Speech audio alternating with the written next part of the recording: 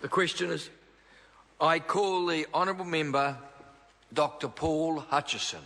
Thank you, Mr Speaker. It is indeed a pleasure to speak on this Natural Health Products Bill, shortly to become the Natural Health and Supplementary Products Bill, which is a far more fitting title. I too would like to acknowledge and thank the Health Select Committee for the incredibly constructive way that they worked.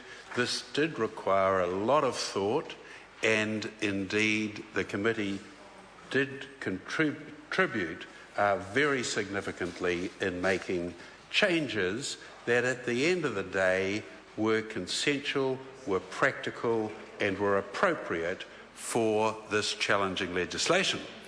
I want to acknowledge the officials who indeed were tested on many occasions. I think they had preconceived ideas about many of these things, but were prepared to wrestle with them intellectually.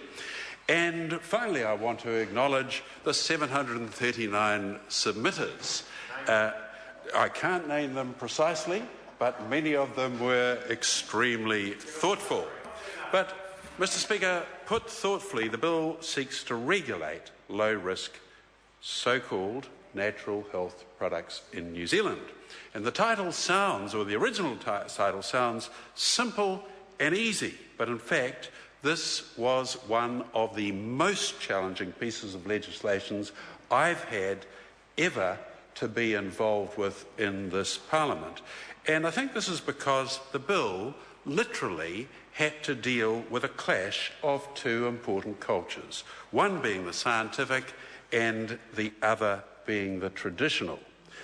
I'm very pleased that the principles of the bill are spelt out clearly in the legislation, and they include the fact that natural health and supplementary products should be accompanied by information that is accurate and tells consumers about any risks, side effects or benefits of using the product, and secondly, that health benefit claims made for natural health and supplementary products should be supported by scientific or traditional evidence. And having come from a scientific background, I do find bridging that gap to accommodate the idea that traditional evidence might support claims is quite a leap for me personally.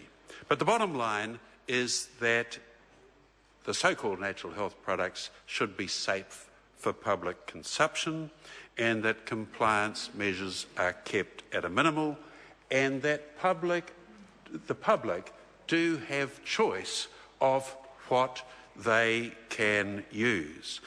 The committee came face to face with the significant problems of what does indeed constitute a so-called natural health product in a setting that many of these products have synthetic compounds, binding agents and excipients. Natural health and supplementary products are widely consumed around the world. There are billions, if not trillions of dollars spent on them every year around the world, whether or not they do good or harm. Some have clear scientific evidence of efficacy and others have none whatsoever. And this caused an obvious divide between many of the submitters on the bill. As I mentioned, significant commercial businesses have been formed where products have been sold for centuries where there's no scientific evidence whatsoever. However, this whole point about placebo effect and the use of complementary medicines has been accommodated throughout health systems right around the world today, because we do know that individuals can get considerable benefit if they think what they're using is indeed going to be helpful. And I always marvel at the fact that the Sloan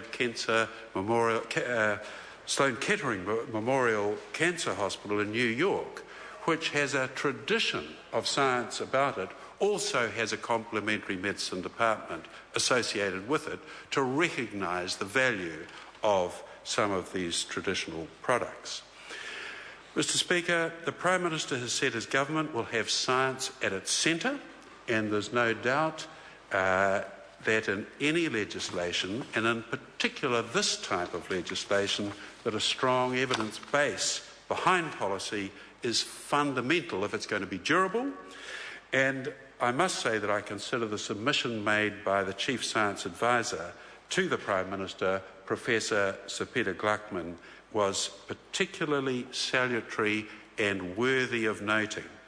He mentions the title of the bill, and he does say it's unfortunate the bill has progressed so far with such a misleading title. At the time, it was indeed the Natural Health Products Bill.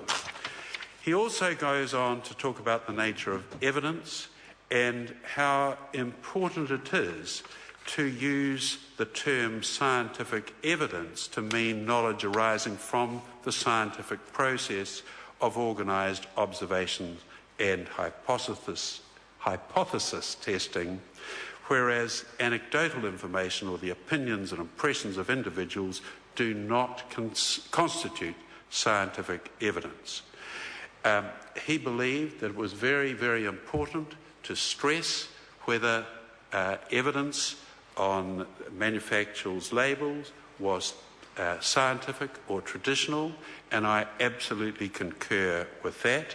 I'm very pleased that we persuaded those behind the bill that manufacturers will be required to provide a summary of evidence backing up claims. The other point that he made was that the New Zealand economy is based on food exports. Increasingly, the food industry is seeking to develop foods and nutraceuticals with proven and regulator-approved health claims. It's now about $1 billion industry, and it is vital for New Zealand that we are credible in the way we treat these products. It's vital for our exports in this rapidly increasing field. He talked about exemptions and homeopathic issues where there's no accepted scientific evidence that homeopathy is efficacious. And finally, I just wanted to make a comment about the regulatory authority. This will have considerable power, and their decisions will be all important. I want to put on record that I'd like to see them ensure a strong evidence base behind their deliberations. Quite rightly, the committee amended the composition of membership to ensure there would be at least one member with experience in the manufacturing of these products and at least one member with experience and qualifications in the field of science. I look forward to the committee stages of this bill. I call the honourable member Ian